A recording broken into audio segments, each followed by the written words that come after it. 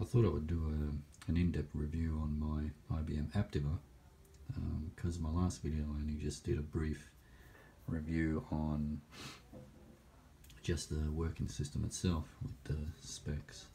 So what I'll do in this video, I'll have a look at all the peripherals, keyboard in depth. So we'll start off with the keyboard. This keyboard has extra keys built in. As you can see here, we've got the up and down, left and right, and you've got two extra left and rights. And of course you've got these keys, press standard as well as the top. And on the right here we have the multimedia key, which works your speakers volume up and down, pause, play, of course skip and that, and also the mute button here. You don't see that in hardly any keyboards that you get these days, depending on what keyboard, but some keyboards you'd be paying a lot for those features. Also here we have the standby button, help button, and all these keys work. I haven't tested them out yet, but anyway, maybe later on I will.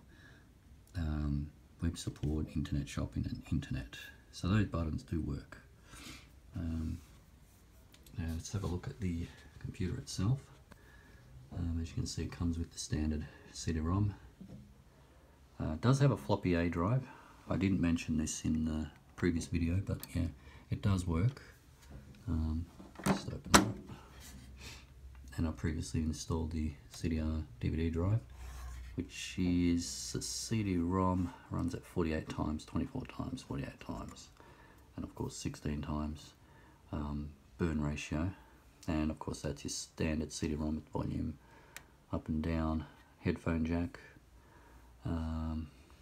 Also here it has another expansion slot, which I think we can put another floppy A or a zip drive or whatever you want to use it for. And also we'll have a look around the back. It is a Celeron. I did do some checks on this. The CPU is actually a 667 Celeron. I'm not too sure the chipset, but I'll have a look later on, find out. Also with the Infinity speakers, I'll just go around the back and show you. They have these plugins here. It says RCA, and on the other side, which I'll just pause. I'll just turn back on the other side. You'll see it has the. I don't know if you can see it there. Here we go. Has the power one that goes directly into the computer. Basically, these don't use any power, like say USB or anything like that. They just run off the speaker thing off the computer to provide power. So yeah, anyway, what I'll do is we'll have a look on the back and I'll show you the other features. It does have on the front, got two USBs. I have the Logitech wireless one plugged in there. They're only standard 1.1s, and there's another two USBs on the back, but we'll have a look in a minute. I'll just pause it and take it out now. Right, so as you can see here, there's a power supply which only has a single power connector here. It doesn't have the one for the monitor connection. Also, we go down here, so I can't really see what I'm doing. Hold on a sec. Right, here we go. Now we have the PS keyboard and PS mouse connections. As you can see, we've got a big parallel port in there, as well as a serial port. Of course, you have your VGA, that's your standard VGA output.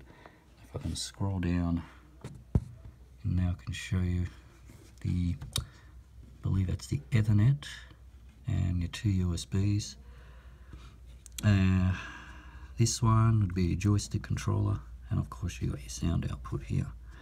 And scrolling down, there's another sound output. It's not a card, it's something that slides in. You can just connect with wires. I think you can add extra speakers to that one. And of course down the bottom is another one, which is a 56k modem or something installed, modem card, which I don't use anyway. So yeah, so that's it. And also I installed the system fan in the back there. It's a very quiet one, but later on down the bottom here I'm going to install my graphics card when it arrives, and I'll do a more in-depth video of that one.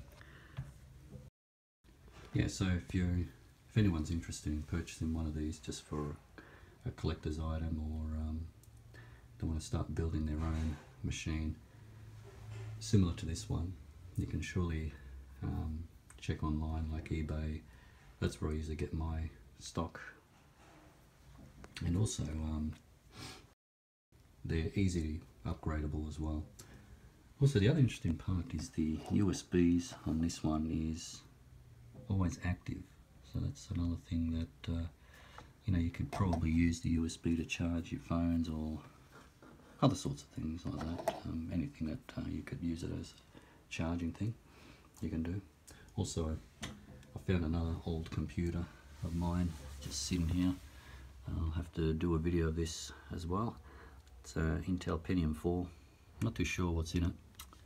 And here's the keyboard just sitting up there, doing nothing. Also, I've got a compact laptop. I'll probably have to do another video of that anyway. You can't really see under there. Anyways,